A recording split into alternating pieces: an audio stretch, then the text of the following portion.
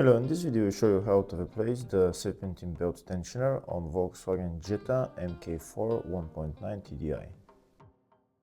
The car I'll be replacing the tensioner on is Volkswagen Golf 4, but the procedure is similar for this car. The serpentine belt on this car is located on the side of the engine. It's located right there. In order to get access to the tensioner, first we need to remove the serpentine belt. To remove the serpentine belt, we need to go underneath the car, and first we're going to remove this engine under tray. If the video is useful, please like and comment on the video and subscribe to the channel to see more videos like this.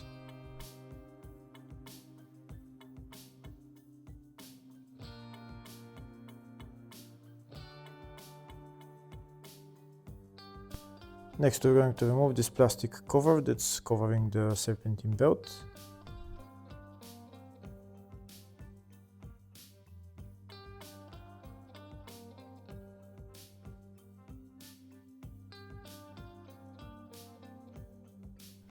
Now we can remove the serpentine belt. To remove the serpentine belt, we need to turn the tensioner clockwise. This is the tensioner right there. I'm going to use a long wrench to turn the tensioner clockwise. This is where I need to put the wrench in and then turn it clockwise. When I turn the tensioner clockwise, the belt will get loose and then we can remove the belt.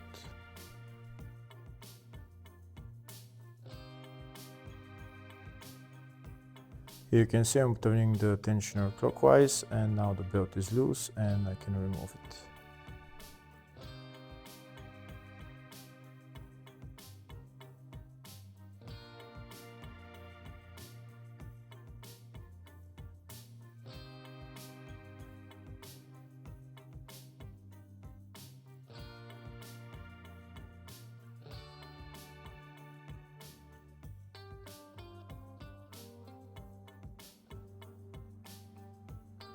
And that's the serpentine belt removed. Next I'm gonna go to the top of the car and start removing the engine cover. The tensioner will have to remove it from the top of the car. To get access to the tensioner, first we need to remove this air intake hose and the air intake pipe. First I'm going to remove the two clamps holding the air intake hose on the rear. I'm going to remove that air intake hose and then I'll start removing the pipe that's on the front.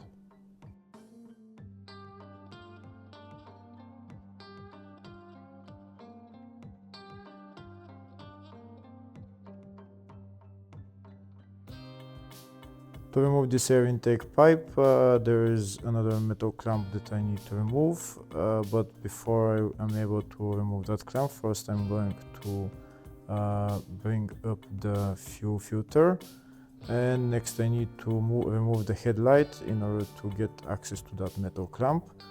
In order to remove the headlight, first I need to remove the bolts holding the bumper on this side.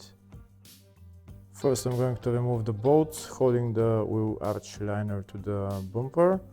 These are the bolts that you need to remove. Next I'm going to remove the two bolts holding the bumper on the front. You don't need to remove the whole bumper, just part of it. I'm also going to remove those two bolts holding the headlights and also remove the bolt for the bumper on this side. Now that the bumper is loose, I'm going to put the arch liner to the side and I'm going to pull out the bumper and just bring it forward a little bit so that I can get to the two bolts that are underneath the headlight to remove the headlight.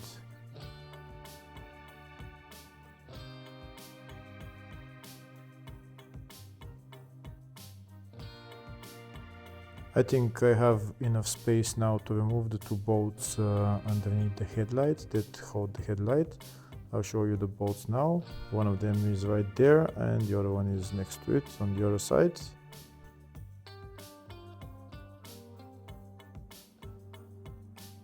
To remove the bolts I need a long extension.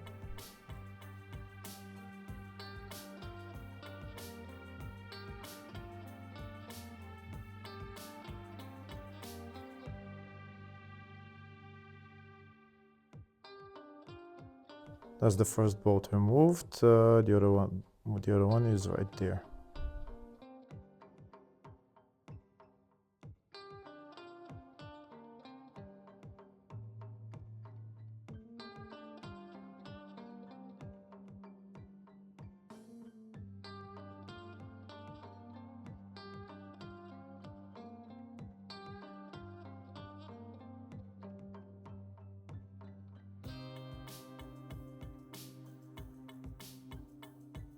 That's the second bolt removed. Now I'm going to bring the headlight to the front, take it out a little bit so that I can get enough space to remove the metal clamp for that air intake pipe.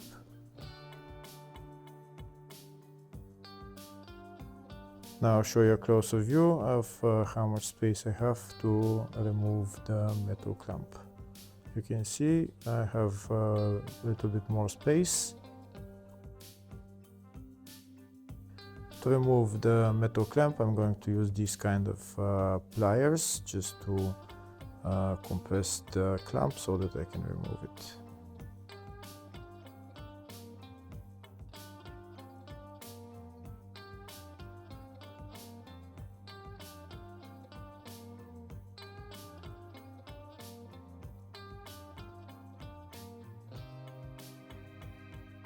And that's the air intake pipe out. Now, before I'm able to remove the tensioner, I'm going to remove the hydraulic pump pulley, because there is a couple of bolts on the tensioner that are just behind the pulley.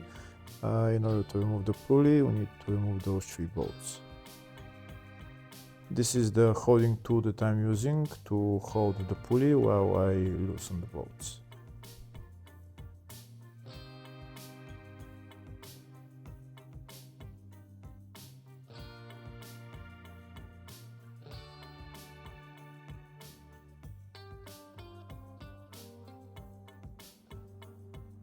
And now I'm going to remove the bolts.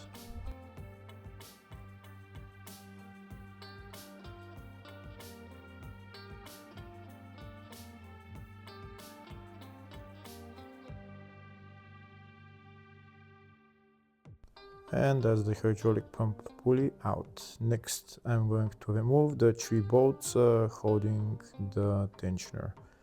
These are the 3 bolts right there.